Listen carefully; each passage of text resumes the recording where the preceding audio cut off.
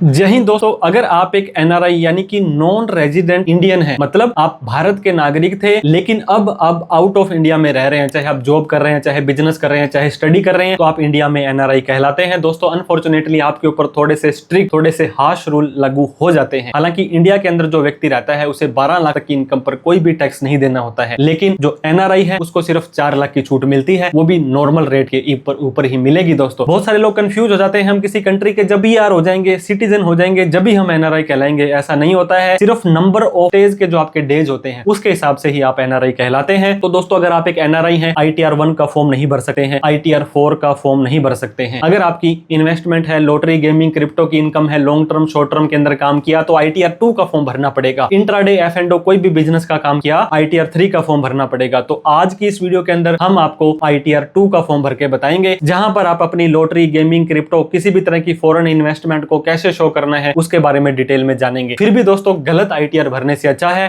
कि आप किसी प्रोफेशनल की हेल्प ले लें। हमारे द्वारा कोई भी प्रोफेशनल हेल्प आपको चाहिए तो आप हमारे दिए गए नंबर पर कॉल, मैसेज, व्हाट्सएप कर सकते हैं। आप हमें ईमेल आईडी पर हमारी मेल ड्रॉप कर सकते हैं ताकि हम आपसे कांटेक्ट कर सकें, आप हमसे कांटेक्ट कर सकें और अच्छे से आपकी आईटीआर, बैलेंस शीट, कंप्यूटेशन को प्रिपेयर किया जा सके ताकि इन फ्यूचर में कोई भी प्रॉब्लम आप लोगों को ना आए। तो देर ना करते हुए एनआरआई के लिए आईटीआर 2 का form live practically step by step आपको पोर्टल पर लेकर के चलेंगे, जहां पर भरना सिखा देते हैं। तो दोस्तों आप आपके घर में अड़ोस पड़ोस रिश्तेदारी में कोई भी एनआरआई यानी कि नॉन रेजिडेंट इंडियन है तो उन्हें अपनी आईटीआर भरनी है। आईटीआर भरने से पहले किन किन चीज़ों का ध्यान रखना है, सावधानियां रखनी है ताकि इन फ्यूचर में कोई भी प्रॉब्लम ना आए, अच्छे से उनकी आईटीआर प्रोसेस हो जाए। बहुत सारे लोगों को तो यही कन्फ्यूजन होता है कि एनआरआई कौन होता है। दोस्तों आप पर्सन ऑफ इंडियन ओरिजिन हो, ओवरसीज सिटीजन ऑफ इंडिया हो, वर्क वीजा पर गए हो, स्टडी वीजा पर गए हो, इंडिया से ज्यादा 182 दिन से ज्यादा बाहर रहते हो तो आप उस साल के लिए एनआरआई कहलाते हो। बहुत सारे लोग समझते हैं कि सिर्फ पीआर या सिटीजन हो गए उस कंट्री के तभी आप एनआरआई कहलाते हो। ऐसा नहीं है। एक व्यक्ति 5 तरह की इनकम कमा सकता है। सैलरी या पेंशन की इनकम, हाउस प्रॉपर्टी के अंदर रेंट की इनकम आ जाती है, पीजीबीपी के अंदर business, sale, service, manufacturing, intraday, एफ&ओ आ जाता है। कैपिटल गेन, यहाँ पे आपने चाहे प्रॉपर्टी बेची हो, चाहे शेयर बेचे हो, चाहे म्यूचुअल फंड बेचे हो। इन चारों में जो नहीं आती इनकम फ्रॉम अदर सोर्स में सेविंग का ब्याज, एफडी का ब्याज वगैरह आ जाता है। दोस्तों 5 तरह की इनकम तो होती है लेकिन उनका नेचर 3 तरह का होता है। नॉर्मल रेट की इनकम जैसे कि सैलरी, रेंट, बिजनेस, इंटरेस्ट वगैरह आप लोगों ने सुना होगा 12 लाख तक इनकम माफ होती है, लेकिन दोस्तों एनआरआई लोगों के लिए सिर्फ 4 लाख ही नॉर्मल इनकम माफ होती है। स्पेशल रेट की इनकम जैसे कि long term capital gain 12.5%, short term capital gain 20%, super special income,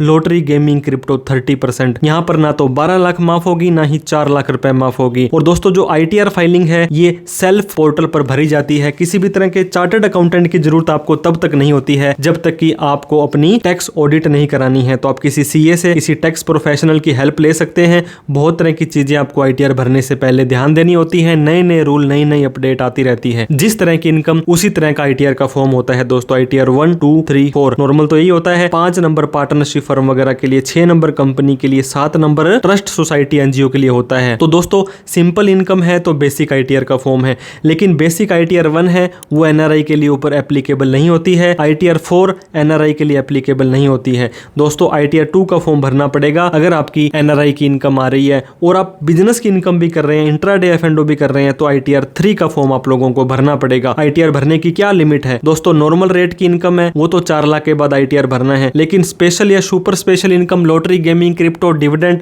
lottery, gaming, crypto इस तरह की इनकम आ जाती है लॉन्ग टर्म, शॉर्ट टर्म, तो आपको ना तो 12 लाख ना ही 4 लाख, एक भी रुपए इनकम हो तो आईटीआर भरनी जरूरी है। रेजिडेंशियल स्टेटस दोस्तों आपको अपडेट करना है इनकम टैक्स के पोर्टल पर जाके, माई प्रोफाइल में जाकर के अगर वहां पे रेजिडेंट किया हुआ है तो सिंपली उसको नॉन रेजिडेंट कर दीजिए ताकि आपके आईटीआर में कोई भी दिक्कत ना आए। आईटीआर की ड्यू डेट दोस्तों, आईटीआर 1 आप भर ही नहीं सकते हैं तो इसकी ड्यू डेट 31 जुलाई है। आईटीआर 2 अगर भरनी है तो भी 31 जुलाई है। आईटीआर 4 आप नहीं भर सकते हैं, इसकी 31 अगस्त है, और आईटीआर 3 भरनी है तो इसकी भी 31 अगस्त है। तो कहने का मतलब आईटीआर 2 31 जुलाई, ITR 3 31 अगस्त। टैक्स ऑडिट हो रही है, 1 करोड़ से ज्यादा की सेल या 50 लाख से ज्यादा की सर्विस आपकी है तो 30 सितंबर से पहले किसी चार्टर्ड अकाउंटेंट से ऑडिट करा करके 31 अक्टूबर तक उस ITR को भर देना है। और अगर भरना भूल गए हैं तो 31 अक्टूबर तक भर सकते हैं। ITR भरने से पहले दोस्तों आपके पैन कार्ड के अगेंस्ट में जो भी फाइनेंशियल ट्रांजेक्शन हुए हैं वो आपको अपने AIS TIS में चेक करने हैं। आपका TDS 26AS में चेक करना है, अदरवाइज ITR डिफेक्टिव हो सकती है। दोस्तों सेविंग का ब्याज, FD RD mutual fund, share market, lottery, gaming, crypto, VDA, rent, बहुत तरह की इनकम और ऐसी कोई इनकम जो नहीं भी आ रही है लेकिन बैंक में आ रही है, कैश में कमा रहे हो, उन सभी को आपको अपनी ITR में दिखाना सुनिश्चित करना है। इनकम टैक्स के पोर्टल पर दोस्तों 2 mobile number, 2 email ID update करें, 2 एड्रेस अपडेट करें ताकि फ्यूचर में कोई कम्युनिकेशन, कोई लेटर, कोई मेल, कोई आपको मैसेज आए तो आप लोगों को पता लग जाए। एक अपना डाल सकते हैं, दूसरा अपने किसी चार्टर्ड अकाउंटेंट का डाल दीजिए ताकि उनको भी टाइम टाइम पर वो सूचना पहुंचती रहे। और दोस्तों इनकम जो आपने इंडिया के अंदर अर्न की है वही इंडिया में टैक्सेबल होगी। फॉरेन की इनकम को इंडिया पर टैक्स नहीं देना है। फॉरेन की सैलरी, फॉरेन का रेंट है, इंडिया में टैक्सेबल नहीं है। कोई भी पेंशन की, रेंट की, बिजनेस की, इंटरेस्ट की इनकम आती है, अगर इंडिया में कमाई है तभी इंडिया के अंदर वो टैक्सेबल होने वाली है। 12 लाख रुपए इनकम मैंने आपको बता दिया। एक NRI के लिए टैक्स फ्री नहीं है। नॉर्मल इनकम तो 4 लाख है। Lottery, gaming, crypto, long term, short term तो ना 12 लाख ना ही 4 लाख है। टैक्स रिजीम दोस्तों ओल्ड और न्यू 2 है। बेसिक एग्जम्पशन लिमिट न्यू के अंदर तो 4 लाख रुपए है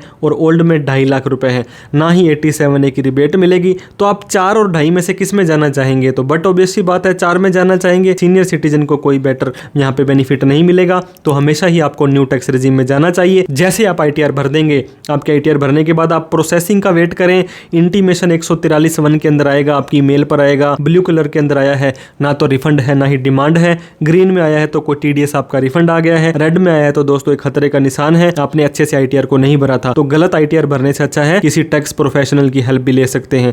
दोस्तों आप हमें कॉल, मैसेज, व्हाट्सएप करके हमारी सर्विसेज भी ले सकते हैं। अब आपको सीधा ही इनकम टैक्स के पोर्टल पर लेकर के चलते हैं जहां पर हम ITR 2 को live practically step by step भरना सीख लेते हैं। तो NRI की ITR भरने के लिए हम किसी भी लैपटॉप में, कंप्यूटर में, मोबाइल में हमें किसी ब्राउजर के अंदर इनकम टैक्स की वेबसाइट पर आ जाना है जो कि incometax.gov.in है। 99% केस में अपने आप को ऑलरेडी रजिस्टर कर रखा होगा। नहीं किया है तो पहले रजिस्टर कर लें। अब ऊपर दिए गए लॉगिन बटन पर आपको क्लिक कर देना है। हमें यहाँ पे लॉगिन करना पड़ेगा। लॉगिन करने के लिए enter your user ID। User ID आपका पैन भी हो सकता है और पैन आधार से लिंक है तो आधार भी हो सकता है। इसके बाद में कंटिन्यू बटन पर क्लिक कर देना है। इसके बाद में इस चेकबॉक्स पे क्लिक करना है। यहाँ पे आपको अपना प्यारा सा सुंदर सा पासवर्ड डालना है। पासवर्ड याद नहीं है तो फॉरगेट पासवर्ड पर क्लिक करेंगे। आधार OTP की सहायता से नया पासवर्ड बना सकते हैं। अब आपको कंटिन्यू बटन पर क्लिक कर देना है। आपका इस तरह से इनकम टैक्स का पोर्टल खुल जाएगा। आपको ITR नहीं भी भरनी तो भी दोस्तों आपको AIS, TIS और फॉर्म 26A एक बार जरूर चेक कर लेना है। अब राइट साइड में जो ऊपर वाले ऑप्शंस दिखाई दे रहे हैं वहां पे AIS का ऑप्शन दिखाई दे रहा होगा। इस पर आपको सिंपली क्लिक कर देना है। ये आपको एक नई वेबसाइट पर लेकर के चला जाएगा। जैसे ही आप नए पोर्टल पर आ जाएंगे यहाँ पे फिर से आपको AIS के ऑप्शन पर क्लिक करना है। दोस्तों ये फाइनेंशियल ईयर वाइज होता है। ये देखिए फाइनेंशियल ईयर 25-26 जैसे कि आपको बताया भी है 1/4/25 से 31/3/26 वाला साल फाइनेंशियल ईयर 25-26 है। लेकिन हम अभी 26AS देखेंगे, उसको असेसमेंट ईयर वाइज देखेंगे। अब यहाँ पे TIS का ऑप्शन दिखाई दे रहा होगा, टैक्स पेयर इन्फॉर्मेशन समरी। इसके ऊपर हमें क्लिक कर देना है। आपके पैन कार्ड के अगेंस्ट में जो भी आपने ट्रांजेक्शन किए थे, ये देखिए दोस्तों सैलरी, इस व्यक्ति को इंडिया के अंदर पहले जॉब कर रहे होंगे, पेंशन की इनकम आ रही है तो वो तो दिखानी पड़ेगी। सेविंग का ब्याज दोस्तों NRO के अंदर आ रहा है तो टैक्सेबल है, NRE में आ रहा है तो टैक्स फ्री है। तो आप यहाँ पे सेविंग का ब्याज जैसे ही क्लिक करेंगे तो अलग अलग बैंक्स के नाम, बैंक के आपको खाता नंबर वगैरह सारी की सारी चीजें आपको बता देने वाला है। इसके अलावा ये देखिए फॉरेन आपका जो रेमिटेंस है दोस्तों ये आउटवर्ड हुआ है, मतलब पैसा बाहर गया है। तो आपकी इनकम तो है नहीं लेकिन ये पूछा जा सकता है कि ये पैसा आपके पास कहां से आया था। रिसीट ऑफ फॉरेन रेमिटेंस, बाहर से पैसा आया है। परचेज ऑफ टाइम डिपॉजिट, आपने FD करवाई है। तो इन सभी चीजों को आपको अपनी इनकम टैक्स की रिटर्न में दिखाना सुनिश्चित करना है। एक और काम दोस्तों आपको करना है, फिर से इनकम टैक्स के पोर्टल पर आ जाना है। यहाँ पे आपको ई फाइल पर आना है। इसके बाद में इनकम टैक्स रिटर्न पर आना है। व्यू फॉर्म 26A के अंदर आपका किसी ने कभी भी कहीं पर भी पूरे साल के अंदर TDS काटा था, क्योंकि NRI लोगों का ज्यादा TDS कट जाता है, तो वो TDS चेक करने के लिए भी आपको फॉर्म 26A के ऊपर क्लिक कर देना है। एक नए पोर्टल पर फिर से लेकर के आ जाएगा। आई एग्री करके प्रोसीड पर क्लिक करेंगे।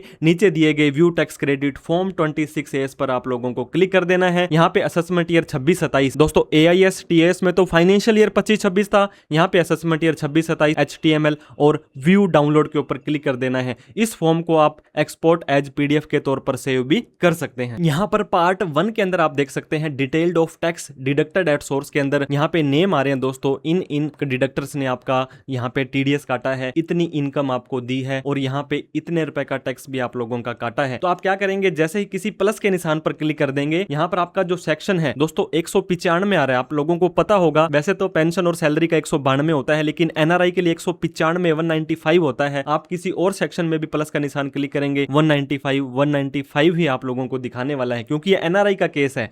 तो आपका टीडीएस जितना भी कटा है वो आप अपने आईटीआर के अंदर क्लेम कर सकते हैं। अब हम यहाँ पे फाइल नाउ के ऑप्शन पर क्लिक कर देते हैं। दोस्तों हमारा जो असेसमेंट ईयर होने वाला है वो हमारा असेसमेंट ईयर होगा 26-27 असेसमेंट ईयर के बाद में मोड हमारा ऑनलाइन होगा। कंटिन्यू बटन पर क्लिक कर देना है। इसके बाद नीचे दिए गए स्टार्ट न्यू फाइलिंग पर क्लिक कर देना है। इंडिविजुअल को सिलेक्ट करने के बाद प्रोसीड पर क्लिक कर देना है। किस तरह की इनकम, किस तरह का आईटीआर का फॉर्म आपको भरना है। आईटीआर 1 का फॉर्म आप नहीं भर सकते हैं, आईटीआर 4 का फॉर्म आप नहीं भर सकते हैं। अगर आपकी लॉटरी, गेमिंग, क्रिप्टो है, किसी भी तरह की कोई बिजनेस की इनकम नहीं है तो आईटीआर 2 भर सकते हैं। बिजनेस के केस में इंट्राडे एफ&ओ में आईटीआर 3 में जाना पड़ेगा। तो दोस्तों हम आपको आईटीआर 2 का फॉर्म भर के दिखाने वाले हैं। अगर आपका आईटीआर 3 का केस है तो उसके ऊपर हमने डिटेल में वीडियो बना रखी है। प्रोसीड विद आईटीआर 2 कर देना है। यहाँ पर दोस्तों ये बताता है न्यू टैक्स रिजीम आपकी डिफॉल्ट है और आपको एचआरए होम लोन वगैरह की छूट लेनी है तो आप लोगों को ओल्ड रिजीम में जाना पड़ेगा। हम तो न्यू में ही जाकर के खुश हैं। ओके पर क्लिक कर देना है। लेट्स गेट स्टार्टेड पर क्लिक कर देना है। अब आपसे ये रीजन पूछेगा कि आप अपनी आईटीआर क्यों भरना चाहते हैं, रीजन क्या है। अगर आपकी इनकम बेसिक एग्जम्पशन लिमिट यानी कि नॉर्मल इनकम है और 4 लाख से ज्यादा है तो ये सेलेक्ट करेंगे। अगर आपकी long term, short term, lottery, gaming, crypto, किसी भी तरह की कोई शेयर मार्केट की इनकम है तो आप अदर्स पर सेलेक्ट कर सकते हैं, क्योंकि आपकी इनकम बेसिक एग्जम्पशन लिमिट से कम है तो भी आपको भरनी है। कंटिन्यू बटन पर क्लिक करेंगे। अब दोस्तों आपको यहाँ पे अपने शेड्यूल सेलेक्ट करने हैं, इनकम का, जनरल का, डिडक्शन का, टैक्स का। जनरल के अंदर पार्ट ए जनरल इन्फॉर्मेशन आ चुकी है। इनकम के अंदर जैसे हम आएंगे तो कौन कौन सी इनकम आपको आ रही है। सैलरी, हमने पेंशन की इनकम दिखानी है।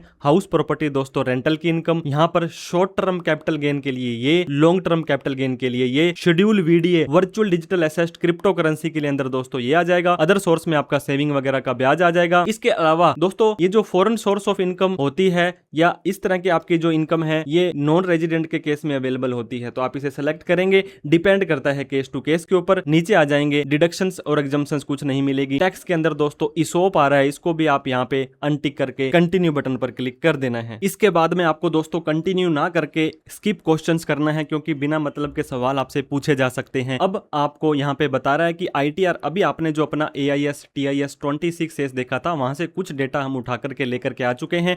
आप उसे कंफर्म कर सकते हैं, आप उसे चेक कर सकते हैं, एडिट कर सकते हैं, डिलीट कर सकते हैं। ओके बटन पर क्लिक करना है। अब इतने सारे स्केड्यूल आपके आ चुके हैं तो टेंशन नहीं लेनी है। कुछ स्केड्यूल रह भी गए हैं तो ऐड मोर स्केड्यूल पर जाकर के आप उन्हें ऐड कर सकते हैं। अब हम 1 बाय 1 चलेंगे दोस्तों। पहला हमारा जनरल इंफॉर्मेशन है। जनरल इंफॉर्मेशन के अंदर यहाँ पे आपकी पर्सनल इंफॉर्मेशन, नेम वगैरह आ जाएगा। कॉन्टैक्ट डिटेल के अंदर आपका एड्रेस वगैरह आ जाएगा। यहाँ पर दोस्तों प्राइमरी और सेकेंडरी एड्रेस का अगर आपको कोई पूछा जा रहा है तो आप उसको दें। ये देखिए यहाँ पे एक ऑप्शन पूछेगा कि प्राइमरी और सेकेंडरी एड्रेस आपका सेम है या नहीं है, लेकिन अभी आपको कुछ पूछने के लिए यस नो नहीं दे रहा है तो आपको बाद में एरर दे देगा। हम उस एरर को सही कर लेंगे। इसके बाद में हमारा जो मेन पार्ट है दोस्तों फाइलिंग स्टेटस। अगर आप अपनी आईटीआर को ड्यू डेट से पहले भरते हैं 139(1) आ जाएगा। अब दोस्तों opting out of new tax regime, यहाँ पे 12 लाख तो आपको भूल ही जाना है। यहाँ पर अगर आप यस करते हैं तो ओल्ड रिजीम में चले जाएंगे जहां पे आपको 2.5 लाख रुपए tax free basic exemption limit मिलेगी, और नो करते हैं तो न्यू में चले जाएंगे जहां पर आपको 4 लाख रुपए बेसिक एग्जम्पशन लिमिट मिलने वाली है। तो हमने यहाँ पे नो कर दिया है। अब दोस्तों रेजिडेंट या नॉन रेजिडेंट, हम यहाँ पे नॉन रेजिडेंट सेलेक्ट कर रहे हैं और यहाँ पे हम नॉन रेजिडेंट थे, यही सेलेक्ट करेंगे। यहाँ पे जिस भी कंट्री के अंदर दोस्तों आप रह रहे हैं, क्योंकि आप एनआरआई है तो आउट ऑफ इंडिया रह रहे होंगे, उस कंट्री को सेलेक्ट करेंगे और उसका टैक्स पेयर आइडेंटिफिकेशन नंबर, आपको वहां का कोई भी पैन नंबर या वहां पे कोई भी नंबर होता है, अगर वो आपके पास नहीं है तो दोस्तों आप कंट्री का पासपोर्ट भी डाल सकते हैं नंबर, है ना। ये देखिए in case of TIN not issued है, आपके पास इशूड नहीं है तो एंटर पासपोर्ट नंबर, ये पासपोर्ट नंबर आपको डालना है with the name of country in which passport issued किया गया है। अब नीचे आने के बाद दोस्तों आपको लगभग यहाँ पे सभी में नो नो नो करना है। बैंक डिटेल्स के अंदर जितने भी बैंक अकाउंट हैं वो सारे के सारे आपको ऐड अनदर करके ऐड कर देने हैं। एटलीस्ट 1 बैंक वैलिडेट होना चाहिए और नॉमिनेट फॉर रिफंड भी होना चाहिए। इसके बाद नीचे दिए गए कंफर्म बटन पर क्लिक कर देना है। तो आपका दोस्तों part a general information confirm हो जाने वाला है। ये देखिए यहाँ पे हमारा part a general information confirm हो चुका है। शेड्यूल सैलरी दोस्तों, आपको इंडिया के अंदर सैलरी आ रही है, इंडिया के अंदर कोई भी आपको पेंशन आ रही है तभी दिखाना है, फॉरेन की सैलरी को यहाँ पे नहीं दिखाना है। और आपको मैंने ये भी बताया था AIS TIS से डेटा ऑटोमेटिक भी उठा लेता है। तो ये देखिए यहाँ पे आपकी सैलरी ऑटोमेटिक आ भी चुकी है। आप मैनुअली डालना डालना चाहते हैं तो एडिट के निशान पर क्लिक करेंगे। यहाँ पे आपका एम्प्लॉयर का नेम, एड्रेस वगैरह सब आ जाने वाला है और जो जो चीजें आपके ऊपर एप्लीकेबल होती है वो आप यहाँ पे दिखा सकते हैं। तो दोस्तों हमने हमारी सैलरी ब्रेकअप 17(1) बेसिक के अंदर डाल दी है। आपकी कोई सैलरी या पेंशन इंडिया में आ रही है तो आप डाल सकते हैं। नीचे आप आएंगे दोस्तों, यहाँ पे आपको सेव बटन पर क्लिक कर देना है। चाहे आप रेजिडेंट हो चाहे नॉन रेजिडेंट हो, 75,000 रुपए की जो स्टैंडर्ड डिडक्शन है ये सभी को मिलेगी न्यू रिजीम के अंदर। फिर आपको कंफर्म बटन पर क्लिक कर देना है। सैलरी की इनकम भी आपकी यहाँ पे कंफर्म हो चुकी है। शेड्यूल हाउस प्रॉपर्टी में आएंगे, फिर से हाउस प्रॉपर्टी पर आकर के ऐड अनदर पर क्लिक करेंगे। अब जिस प्रॉपर्टी का दोस्तों आपने इनकम दिखानी है उसका प्रॉपर एड्रेस आपको डाल देना है। आपका खुद का एड्रेस नहीं चाहिए, किराएदार का एड्रेस नहीं चाहिए, उस प्रॉपर्टी का एड्रेस चाहिए। इसके ओनर कौन है, आप खुद हैं तो सेल्फ करेंगे, अगर क्लबिंग हो रही है तो माइनर स्पाउस कर सकते हैं। एक से ज्यादा इसके ओनर हैं तो यस करके उनका अलग अलग ब्रेकअप डालेंगे, नहीं तो नो कर देंगे। इसको दोस्तों आपने किराए पर दे रखा है तो लेट आउट कर देना है। अब मान लीजिए आपका 1 लाख रुपए किराया आता है तो जैसे ही 1 लाख रुपए डालेंगे 30% की स्टैंडर्ड डिडक्शन यहाँ पर भी आपको मिल जाएगी और आपकी 70,000 रुपए ही इनकम फ्रॉम हाउस प्रॉपर्टी रहने वाली है। अब आपको सेव बटन पर क्लिक कर देना है। और दोस्तों एक और बात मैं बता दूं, अगर कोई भी व्यक्ति एनआरआई है और उसे रेंट की इनकम आ रही है तो सामने वाले व्यक्ति को जो उसको किराया दे रहा है उसकी जिम्मेदारी बनती है कि उसका टीडीएस यहाँ पे काटे। तो ये मेक श्योर कर लें कि उस व्यक्ति ने टीडीएस काटा है तो आपके फॉर्म 26A में शो हो रहा होगा। नीचे आने के बाद आपको कंफर्म करना है तो शेड्यूल हाउस प्रॉपर्टी भी हमारा कंफर्म हो चुका है। अब दोस्तों शॉर्ट टर्म कैपिटल गेन 12 महीने से कम किसी भी शेयर को या इक्विटी ओरिएंटेड म्यूचुअल फंड को बेचा, यहाँ आ जाएगा। लॉन्ग टर्म कैपिटल गेन इसी के नीचे आ जाएगा दोस्तों। और आपका जो यहाँ पे आप शेड्यूल कैपिटल गेन के अंदर जाएंगे तो यहाँ पे शॉर्ट टर्म और लॉन्ग टर्म दोनों आ जाएंगे और ये बोलता है आपने इंटरेस्ट से बचना है तो टेबल एफ के अंदर अपना ब्रेकअप जरूर डाल दे। अब अगर आपकी शेयर मार्केट के अंदर दोस्तों लॉन्ग टर्म या शॉर्ट टर्म आ रही है, यहाँ पे मैंने बताया 12 महीने से पहले लेकर के बेचा, 12 महीने से ज्यादा लेकर के बेचा। यहाँ पर दोस्तों अगर आपको कोई ETF आ रहा है, यहाँ पे अगर आपको कोई डेट म्यूचुअल फंड आ रहा है, वो सब की डिटेल इसी के अंदर ही डालनी है। तो आपको यहाँ पे शॉर्ट टर्म कैपिटल गेन के अंदर क्लिक कर देना है। इसके अंदर अगर आपने कोई जमीन वगैरह बेची तो लैंड एंड बिल्डिंग में आ जाएगा। यहाँ पर दोस्तों इक्विटी शेयर और इक्विटी ओरिएंटेड म्यूचुअल फंड आएंगे जो हम अभी आपको भर के दिखाएंगे। लेकिन ये डेटा कहां से लेना है दोस्तों, जिस भी ब्रोकर से एंजल वन, जीरोधा, 5 पैसा, पेटीएम, ग्रो आपने काम किया था वहां से ब्रोकर की report, profit and loss account या टैक्स रिपोर्ट, इस तरह की आपको रिपोर्ट दिखाई देगी। उस रिपोर्ट को प्रॉपर पूरे फाइनेंशियल ईयर का डाउनलोड कर लेना है। हम आपको डाउनलोड करके भी बताएंगे। अब हमने यहाँ पे दोस्तों यहाँ पे क्लिक किया, फिर हमें ऐड अनदर पर क्लिक कर देना है। अब ये बोलता है कि कौन से सेक्शन में आपने दिखाना है। शॉर्ट टर्म कैपिटल गेन हमेशा 111A के अंदर आते हैं, तो ये देखिए दोस्तों 111A के अंदर आ गया। और अगर आप FII हो तो नीचे वाला 115AD आ जाएगा। अब यहाँ पे आपसे पूछा जाता है फुल वैल्यू ऑफ कंसीडरेशन, पूरे साल के अंदर जितने भी शेयर या म्यूचुअल फंड आपने बेचे उनका टोटल डाल देना है, एक एक शेयर की डिटेल नहीं डालनी है। Cost of acquisition without indexation, यहाँ पे आपको उसकी परचेज वैल्यू डाल देनी है। उसको कैसे देखना है वो आपको ब्रोकर की रिपोर्ट में दिखा देते हैं। हमारे इस केस के अंदर जीरोधा का प्रॉफिट एंड लॉस काउंट हमने डाउनलोड किया है। Client ID, client name, PAN number आ जाएगा। ये देखिए 1 अप्रैल 25 से 31/3/26 की आपको लेनी है। इंट्राडे में अगर आपने किया था तो ITR 3 जाएगी। यहाँ पर दोस्तों शॉर्ट टर्म का प्रॉफिट और लॉन्ग टर्म का प्रॉफिट हुआ है। नीचे जैसे आप आएंगे तो यहाँ पर ट्रेड वाइड एग्जिट भी आ जाएंगे कि क्या क्या ट्रेड आपने किए हैं। यहाँ पे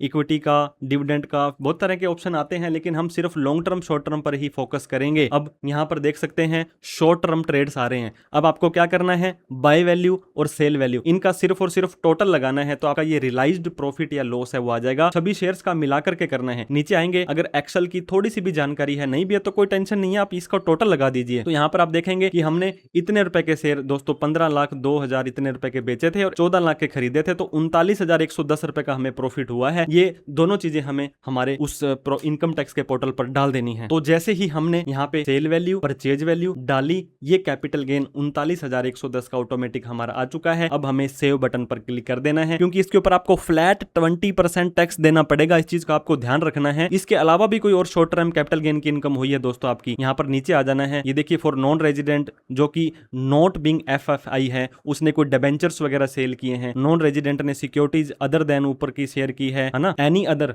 यहाँ पे 5 नंबर में कोई और एसेट है, ETF वगैरह है, वो सब यहाँ आ जाएंगे। पास थ्रू इनकम है, ये सारी के सारी डालने के बाद नीचे आपको दोस्तों B1 के अंदर लॉन्ग टर्म कैपिटल गेन में आ जाना है। यहाँ पर भी सेम बिल्डिंग है, आपकी कोई सिक्योरिटीज है जिस पर STT पेड किया है, ये इक्विटी शेयर और इक्विटी ओरिएंटेड म्यूचुअल फंड यहाँ आ जाएंगे। फिर दोस्तों आपको एडिट बटन पर क्लिक करना है, व्यू शेड्यूल 112A पर क्लिक करना है, ऐड अनदर पर क्लिक कर देना है। अगर आपने ये सिक्योरिटी दोस्तों 31 जनवरी 2018 से पहले खरीदी थी ऑन और बिफोर, तो एक एक शेयर की एंट्री अलग अलग डालनी पड़ेगी। बाद में खरीदी थी तो सेम यहाँ पर दोस्तों आपको यहाँ पे देखिए परचेज वैल्यू डालनी है, यहाँ पे आपको सेल वैल्यू डालनी है, कोई खर्चा हुआ तो वो डालना था, और आपका जो डिफरेंस है वो आपका लॉन्ग टर्म कैपिटल गेन आ जाने वाला है। सेम का सेम हमारा यहाँ पे देख सकते हैं, ये सेल वैल्यू है, ये परचेज वैल्यू है। 1,21,530 रुपए हमारा लॉन्ग टर्म कैपिटल गेन आ चुका है, जो कि 1.25 लाख रुपए तक माफ है। इन दोनों का जैसे ही डिफरेंस 1,21,530 करेंगे और इनकम टैक्स के पोर्टल पर अगर हम इसको डेटा को जो फीड किया था उसको देखेंगे तो 1,21,530 आ चुका है। अब आपको सिंपली यहाँ पर दोस्तों सेव बटन पर क्लिक कर देना है। नीचे आने के बाद सिंपली कंफर्म बटन पर क्लिक कर देंगे तो आपका लॉन्ग टर्म कैपिटल गेन भी कंफर्म हो चुका है। सेव बटन पर क्लिक कर देना है। अब जो आपने शॉर्ट टर्म और लॉन्ग टर्म दोनों की दोनों इनकम कमाई है दोस्तों,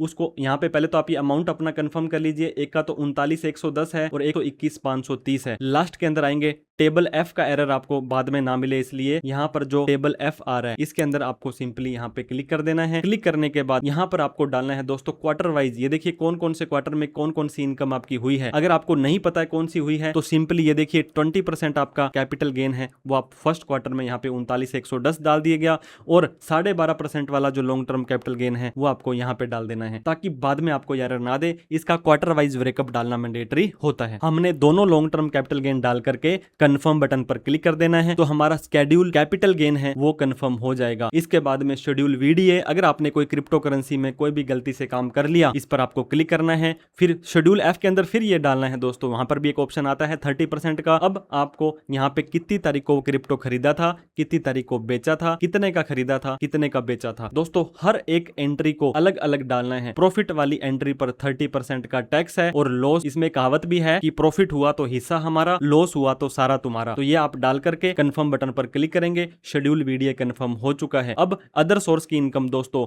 आपकी सेविंग का ब्याज, एफडी का ब्याज, डिविडेंड, सीनियर सिटीजन, जो भी आपकी कोई इनकम आ रही है वो यूजुअली तो ऑटोमेटिक आ जाती है, नहीं तो ये देखिए नॉर्मल रेट की इनकम और लॉटरी गेमिंग को स्पेशल रेट की इनकम में डालना होता है। तो नॉर्मल रेट की इनकम पर जाएंगे, एडिट बटन पर क्लिक करेंगे, जो जो इनकम ऑटोमेटिक उठा रहा है यहाँ पे देखिए सेविंग का ब्याज आपको यहाँ पे डालना है, और आपको एफडी का वगैरह का ब्याज डालना है। ये देखिए यहाँ पर आ रहा है। नहीं भी आ रहा है तो आप अपने हिसाब से मैनुअली डाल सकते हैं। कोई और भी पार्ट टाइम इनकम आती है लास्ट में डालेंगे, इनकम का नेचर डालेंगे और अमाउंट डाल करके सेव कर देंगे। तो आपका इनकम फ्रॉम अदर सोर्स वाला पार्ट, नॉर्मल इनकम हो चाहे स्पेशल इनकम हो, कंफर्म हो जाने वाला है। इसके बाद में फिर से नीचे आना है और आपको कंफर्म बटन पर क्लिक कर देना है। अब इसके बाद में क्या है दोस्तों, ये देखिए आपका जो after set of current year के लॉसेज जो बच गए, ब्रॉड फॉरवर्ड लॉसेज आपके आ जाएंगे, यहाँ पे कैरी फॉरवर्ड ऑफ लॉसेज आ जाएंगे। ये आपके हिसाब से ऑटोमेटिक भी ले लेगा। स्पेशल इनकम का स्केड्यूल है, आपने कोई long term short term crypto income डाली है तो ऑटोमेटिक वहां पे आपकी इनकम दिखा देगा। डिडक्शंस और एग्जम्पशंस के नाम पर आपसे मजाक होगा। AMTC का जो मैट क्रेडिट होता है आपको नहीं मिलेगा। टोटल इनकम को आप कंप्यूट कर सकते हैं। इसके बाद में शेड्यूल असेस्ड लायबिलिटी दोस्तों, 1 करोड़ से ऊपर की इनकम है तो डालना है। टैक्सेस पेड के अंदर अगर आपका किसी ने सैलरी या पेंशन पर TDS काटा तो पहले वाले ऑप्शन पर आ जाएगा। अदर देन सैलरी या पेंशन पर काटा तो यहां आ जाएगा। आपका किसी ने दोस्तों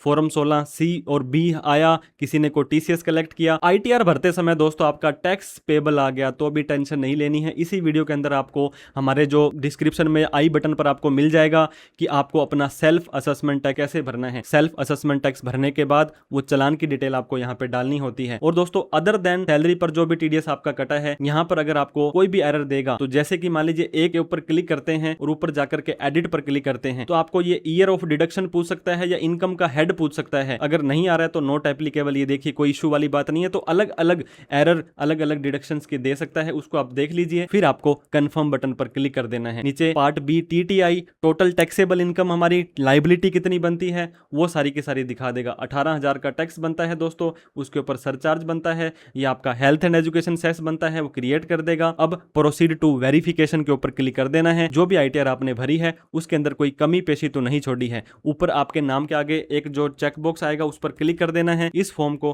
कौन सी जगह पर बैठ करके भर रहे हैं वो दोस्तों आपको यहाँ पे लिख देना है। इसके बाद में प्रोसीड टू वैलिडेशन पर क्लिक करेंगे तो दोस्तों ये देखिए आपको मैंने बताया था सेकेंडरी और प्राइमरी एड्रेस का अगर एरर दे रहा है तो कोई टेंशन वाली बात नहीं है। इस एरर पर क्लिक करेंगे वो आपको उस एरर पर लेकर के चला जाएगा। यहाँ पर आपसे पूछा जाता है कि सेकेंडरी और प्राइमरी एड्रेस सेम है, आप सिंपली यस करेंगे, सारा का सारा डेटा आपका आ जाएगा। नीचे आपको सेव बटन पर क्लिक कर देना है। इसके बाद में फिर से आपको नीचे दिए गए कंफर्म बटन पर क्लिक कर देना है। अब आपको फिर से 1 by 1 कुछ भी डेटा नहीं डालना है। गो टू वैलिडेशन का ऑप्शन आप लोगों के पास आ रहा होगा कि आप अपनी ITR को वैलिडेट वैलिडेट करें, चेक करें कि किस तरह से आपने भरी है। तो आप यहाँ पे देख सकते हैं वैलिडेशन सक्सेसफुल हो चुका है, कोई भी कमी आपकी नहीं पाई गई है। अब आपको यहाँ पे दिए गए प्रीव्यू बटन पर क्लिक कर देना है। तो दोस्तों इस तरह से आप यहाँ पे देख सकते हैं इंटरनल वैलिडेशन, आपकी वैलिडेशन सक्सेसफुल हो चुकी है। अब आपको क्या करना है, प्रीव्यू बटन पर क्लिक कर देना है। प्रीव्यू बटन पर आप अपना सारा का भरा भराया डेटा यहाँ पे प्रीव्यू करेंगे और फिर आपको सबमिट करना है। डाउनलोड प्रीव्यू को पीडीएफ के अंदर डाउनलोड करके सेव करके आप किसी से चेक भी करवा सकते हैं। तो जैसे ही दोस्तों आप प्रोसीड टू वैलिडेशन पर आ जाएंगे, एक बार फिर से आपकी रिटर्न को वैलिडेट किया जाएगा। ये देखिए वैलिडेशन सक्सेसफुल हो चुका है।